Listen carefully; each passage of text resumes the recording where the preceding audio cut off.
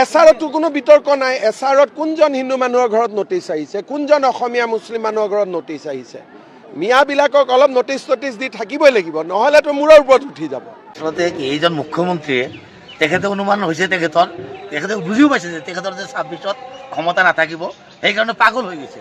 কেতিয়া কি কয় নিজেই গম নাপায়। মইতো আগতে কৈছোঁ যে পাৰো নোৱাৰো দিগদাৰি কৰি থাকিম। সেইকাৰণে ইয়াত একো লোকঢাক কৰিবলগীয়া নাই, মই দিগদাৰিয়ে কৰি আছোঁ। পাৰো নোৱাৰো পিছত হ'ব, কিন্তু দিগদাৰি কৰি থাকিব লাগিব।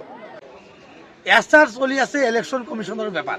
ইলেকশ্যন কমিশনে এছআর প্রজেক্ট পাইলট চলাই আছে, কিন্তু এখন রাজ্যর সাংবিধানিক মুখ্যমন্ত্রী হৈ এছআর সম্পর্কে বিশেষকৈ সংখ্যালঘু সম্প্ৰদায়ৰ মানুহখিনিক যে অত্যাচাৰ কৰিব বুলি নিজ মুখেৰে কৈছে, এই কাৰ্যক মই গৰিহণা জনাইছোঁ।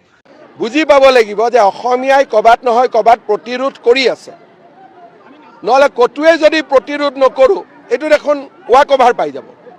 সেইকাৰণে এছআৰতো 2-4খন নটিচ যাব, এভিকশ্যনত 2-4খন নটিচ যাব, বৰ্ডাৰ পুলিচৰ নটিচ যাব। এইবিলাক আমি উৎপাত কৰি থাকিম। এজন মুখ্যমন্ত্ৰী সদায় মিয়াক গালি পাৰে, মিয়াক গালি নাপাৰিলে তেখেতৰ যেন ট্ৰেণ্ড নাথাকে। তেখেতে যে একো উন্নয়ন কৰিব পৰা নাই, বিফলতাটো দিনৰ ওপৰত দিন লৈ আছে, কিন্তু অসমৰ ৰাইজক সন্তুষ্ট কৰাৰ কাৰণে কেৱল মুছলমানক গালি পাৰে।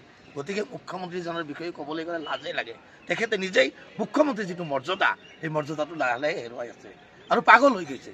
গতিকে মই মুখ্যমন্ত্ৰীক এটা কথাই কওঁ, আপোনাৰ যদি মূৰত কিবা বিকৃতি ঘটিছে মানসিক ডক্টৰ দেখাওক। আইনৰ ভিতৰত যিমান ব্যৱস্থা আছে, নটিচ দিয়া আমাৰ অধিকাৰ আছে। যিকোনো বিজেপিয়ে কমপ্লেইন দিব পাৰে, আমি দিম। বৰ্ডাৰ পুলিচক যিকোনোৱে কমপ্লেইন দিব পাৰে, আমি দিম। চৰকাৰী মাটিত বহিলে আমি নটিচ দিব পাৰোঁ, আমি দিম। গতিকে আমি উৎপাত অলপ অলপ কৰিয়ে থাকিম।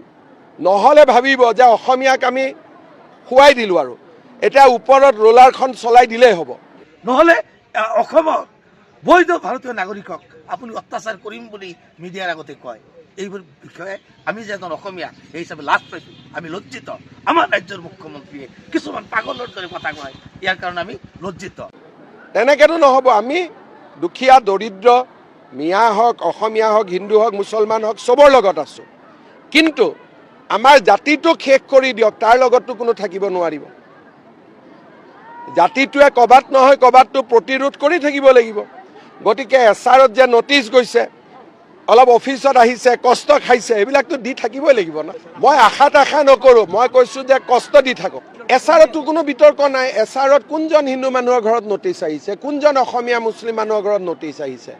মিয়াবিলাকক অলপ নটিচ দি থাকিবই লাগিব, নহ'লেতো মূৰৰ ওপৰত উঠি যাব। মুখ্যমন্ত্ৰী নিজেই ক্ষমতাচ্যুত হ'ব বুলি গম পাইছে, যাৰ কাৰণে আবল তাবল বকা আৰম্ভ কৰিছে।